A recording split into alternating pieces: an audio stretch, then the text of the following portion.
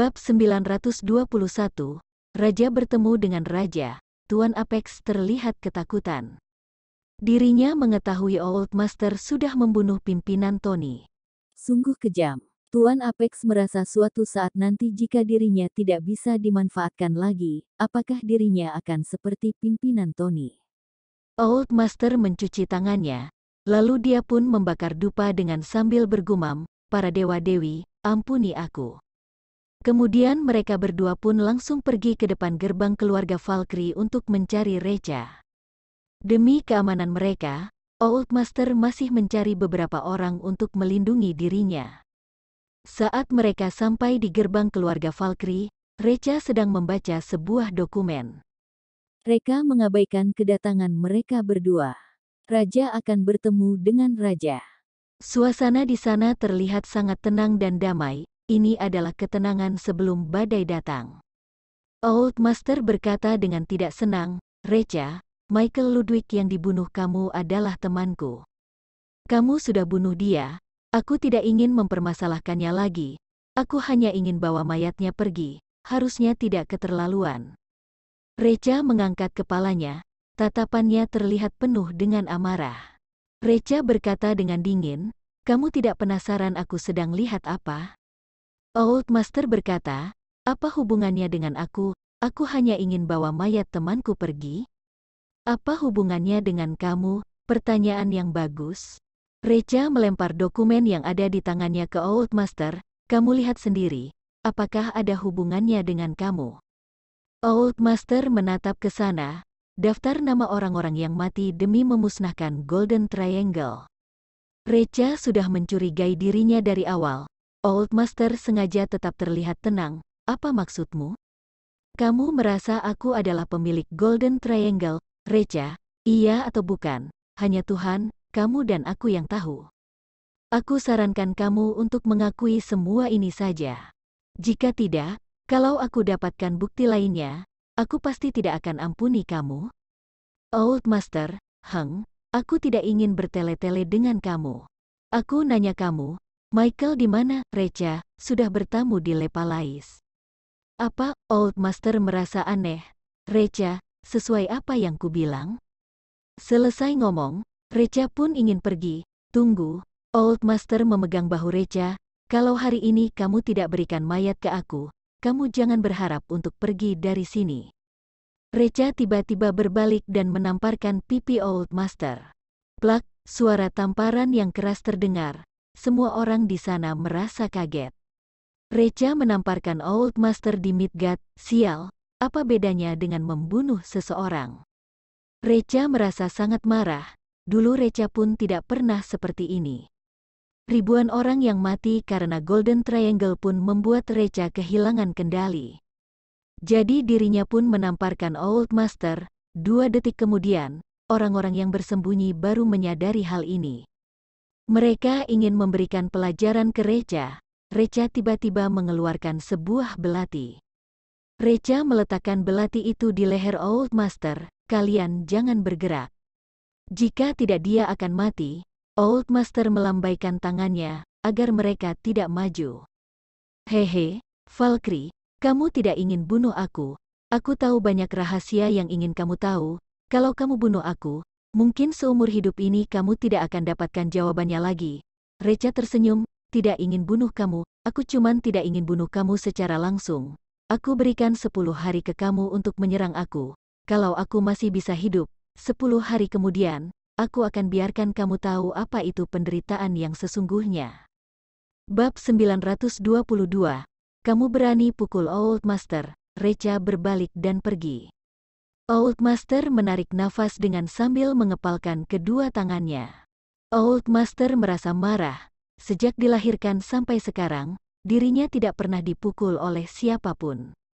Bahkan orang tua kandungnya dan lawannya juga tidak pernah memukulnya. Sekarang jika Recha mati juga tidak cukup bagi dia. Old Master ingin Recha menderita? Kemudian HP Old Master pun berdering, panggilan telepon dari kepala pelayan Lepalais. Old Master pun mengangkatnya. Kepala pelayan berkata dengan panik, "Bos, terjadi sesuatu. Di atas ranjang kamu, ada satu mayat, jantungnya sudah dikeluarkan, bahkan sekujur tubuhnya juga penuh dengan darah. Sepertinya adalah Tuan Michael. Apa? Jantung Old Master berdebar dengan kencang. Yang Recha bilang benar, Michael sudah pergi bertamu di Le Palais. Sial, pria itu mengantar mayat ke Le Palais dengan seperti apa? Harus diketahui bahwa pengawal di Le Palais sangat hebat dan banyak, seekor lalat saja tidak bisa terbang ke dalam, apalagi adalah orang. Di samping Recha terdapat banyak orang hebat. Old Master menatap Tuan Apex. Ayo. Setelah masuk ke dalam mobil, Tuan Apex pun bertanya dengan hati-hati, aku punya firasat yang kuat.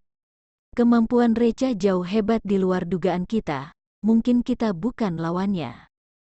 Old Master menghela nafas, iya, pria itu sangat hebat. Tetapi orang sehebat apapun juga akan punya kelemahan. Jika kita bisa tahu apa kelemahannya, apakah perlu takut dia tidak mau mengalah?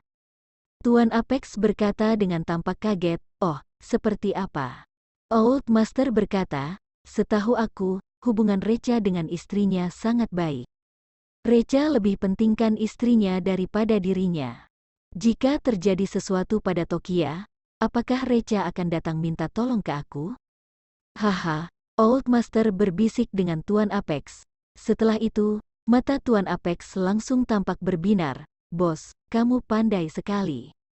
Aku sekarang akan pergi atur. Setelah Recha pergi, dia pun pergi mencari sebuah toilet umum untuk mencuci tangan. Tujuan Recha memanfaatkan mayat Michael untuk memancing Old Master ke sini adalah dirinya ingin memberikan progeria ke Old Master. Progeria yang mematikan. Setelah kena racun progeria, 10 hari kemudian, seseorang akan merasakan penderitaan yang sangat luar biasa. Jika adalah orang, pasti tidak bisa menahan penderitaan ini. Kalau begitu, apakah nanti masih perlu khawatir Old Master tidak mengungkapkan semua rahasia yang dia tahu? Progeria ini sangat bahaya, jadi Recha harus mencuci tangannya. Tuan Apex pergi ke rumah keluarga Valkyrie, dia pun bertemu dengan Mariam. Meskipun Mariam tidak kenal Tuan Apex, tetapi setelah mengetahui Tuan Apex datang membantu mereka melawan Recha, dia pun menyambutnya dengan sopan. Mariam menuangkan secangkir teh untuk Tuan Apex. Tuan Apex, kemampuan Recha sangat luar biasa, cara biasa mungkin tidak bisa melawannya. Bahkan keluarga Johar dan keluarga Valkyrie juga tidak bisa melawannya.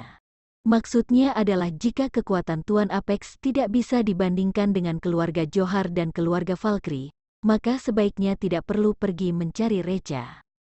Tuan Apex mana mungkin tidak mengetahui apa maksud dari Mariam, jadi dia pun berkata, keluarga Johar dan keluarga Valkyrie di depan bosku bukan apa-apa. Apakah kalian tahu Marcel dari keluarga Johar duduk di posisi jenderal dengan seperti apa? Keluarga Johar bangkit lebih lambat dari keluarga Valkyrie, tetapi di dunia bisnis, posisi mereka pun berada di depan kalian. Semua itu hanya karena bosku berikan sedikit kekuasaan ke keluarga Johar.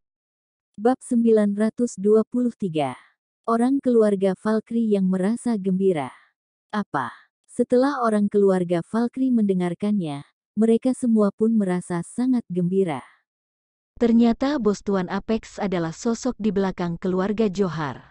Mereka semua sudah mendengar orang di belakang keluarga Johar mempunyai kekuasaan yang sangat besar. Dengan menggunakan kekuasaannya, seseorang pun bisa menjadi jenderal. Keluarga Valkyrie dipilih oleh sosok itu. Suatu hari nanti, keluarga Valkyrie akan bangkit lagi. Orang keluarga Valkyrie memperlakukan Tuan Apex dengan sangat sopan. Mariam berkata dengan hati-hati, Tuan Apex, kamu mau lawan Recha dengan seperti apa? Tuan Apex berkata, jujur saja, masalah bos aku dengan Recha sulit dimengerti oleh orang biasa. Sekarang jika Recha mati, bosku juga belum tentu akan puas. Jadi bos aku ingin Recha menderita. Mariam bertanya dengan tidak sabar, seperti apa? Tuan Apex berkata, setahu kami, Recha sangat mencintai istrinya. Jika terjadi sesuatu pada Tokia, apakah Recha akan merasa sakit hati? Mariam langsung mengangguk, iya, memang seperti itu. Recha sudah tergila-gila dengan Tokia. Kalau suruh Recha pilih seseorang yang harus mati di antara mereka berdua, Recha pasti akan pilih dirinya. Tuan Apex mengangguk, iya, tetapi jika ingin menjebak Tokia, mungkin masih butuh bantuan keluarga Valkyrie. Mariam langsung berkata, jika bisa bunuh Recha, keluarga Valkyrie bersedia untuk lakukan apapun. Tuan Apex, tidak serepot itu, kalian hanya perlu undang Tokia pergi makan saja, sisanya serahkan ke aku saja. Mariam tersenyum, siap, SBS Media, Tokia sedang sibuk. Kantor pusat Tomota Group akan segera dipindahkan ke Midgard. Tokia sudah sibuk selama 2 hari 2 malam. Pimpinan baru keluarga Valkyrie ingin memberikan sebuah gedung keluarga Valkyrie untuk Tomota Group. Jadi Tokia pun pergi ke gedung keluarga Valkyrie untuk menyelesaikan prosedur serah terima. Setelah sampai di sana, Tokia pun melihat Mariam membawa sekumpulan orang keluarga Valkyrie keluar dari sana. Tokia merasa gelisah. Tokia mengetahui masalah di antara Reka dengan orang keluarga Valkyrie, jadi orang keluarga Valkyrie pun tidak menyukai dirinya dengan Reka. Sekarang dirinya akan menggunakan gedung keluarga Valkyrie, mereka pasti akan merasa semakin tidak senang. Tetapi semua ini di luar dugaan Tokia, karena orang keluarga Valkyrie memperlakukan dirinya dengan baik. Mariam menyapa Tokia, Tokia, kamu datang untuk serah terima gedung ini ya. Kebetulan semua kontrak dan administrasi lainnya sudah disiapkan kami. Jika tidak, kita pergi ke hotel yang ada di sekitar sini, sambil makan sambil bahas. Tokia merasa kaget. Sejak kapan orang keluarga Valkyrie memperlakukan dirinya dengan seperti ini? 2 hari yang lalu, saat dirinya bertemu dengan orang keluarga Valkyrie, mereka pun memperlakukan dirinya dengan tidak sopan. Tokia pun merasa tidak enak untuk menolaknya, apalagi dirinya juga perlu serah terima dengan orang keluarga Valkyrie. Tokia menerima undangan mereka, orang keluarga Valkyrie memesan tempat makan di sebuah hotel bintang 5 sekitar sana. Setelah makanan-makanan disajikan, orang keluarga Valkyrie pun mulai membahas masalah gedung itu dengan Tokia. Tidak sampai 10 menit, kontrak pun selesai ditanda tangan. Orang keluarga Valkyrie dengan Tokia tidak mempunyai topik, jadi di sana juga sangat hening. Suasana di sana menjadi agak keruh. Tokia ingin pulang, lalu dia pun berkata, terima kasih semuanya, makanannya sangat enak, kalau tidak ada hal lain, aku pergi dulu. Lain kali aku dengan Recha akan undang kalian makan bersama. Tetapi orang keluarga Valkyrie tidak ingin membiarkan Tokia pergi. Mereka menyuruh Tokia menunggu sebentar lagi. Tokia merasa aneh, menunggu apa? Bab 924, ada kabar buruk. Tidak lama kemudian, seorang pelayan yang mengenakan topeng dan topi masuk ke dalam dengan membawa sebotol whisky. Pada waktu yang bersamaan, pelayan itu pun menjentikkan jarinya. Sebuah benda hitam jatuh ke dalam hidangan pasta carbonara yang ada di depan Tokia. Kemudian pelayan itu pun keluar. Pelayan itu bukan orang lain, melainkan Tuan Apex. Benda hitam tadi adalah progeria yang dipelihara oleh dirinya. Racun progeria seperti ini masih belum ada yang bisa mengobatinya, termasuk Tuan Apex sendiri. Di dalam ruangan, Mariam menuang segelas minuman untuk Tokia. Tokia, ini adalah whisky yang aku pesan untuk kamu. Kita bersulang dulu, anggap saja untuk menyambut Tomota Group datang ke Midgard. Tokia langsung menolaknya, maaf nenek, beberapa hari ini aku lagi tidak enak badan, jadi tidak boleh minum. Mariam pun berkata, kalau tidak boleh minum juga tidak masalah. Makan saja, pasta carbonara adalah bestseller di hotel ini, kamu harus coba. Mariam mengambil makanan untuk Tokia. Tokia tidak enak untuk mengelaknya, jadi dia pun memakannya. Setelah Tokia makan, orang keluarga Valkyrie pun merasa lega. Mariam berkata, aku tiba-tiba ingat masih ada satu rapat penting, aku harus pergi dulu. Orang keluarga Valkyrie juga mencari alasan untuk pergi. Ini membuat Tokia merasa bingung. Tadi dirinya ingin pergi, tetapi mereka pun tidak kasih. Tetapi dalam seketika mereka semua pun kabur. Sungguh aneh. Tokia pun tidak berpikir terlalu jauh, lalu dia pun pergi. Hingga sore, karyawan Tomota Group pun sampai di perusahaan. Berdasarkan aturan perusahaan di Midgard, Perusahaan yang baru buka pasti harus memeriksa kondisi kesehatan semua karyawan. Tokia tentu saja juga harus ikut. Setelah sampel darahnya diambil, Tokia pun kembali ke gedung lagi. Dirinya sudah sibuk sepanjang hari. Di malam hari, Tokia sudah sangat capek, dia sedang bersiap-siap untuk pulang istirahat, tetapi Direktur Wang yang bertugas untuk memeriksa mereka semua pun tiba-tiba pergi mencarinya. Nona Tokia, ada satu kabar buruk. Ekspresi Tokia langsung menjadi serius, ada karyawan yang tidak lolos. Direktur Wang menghela nafas, Nona Tokia, hasil pemeriksaan kamu ada masalah.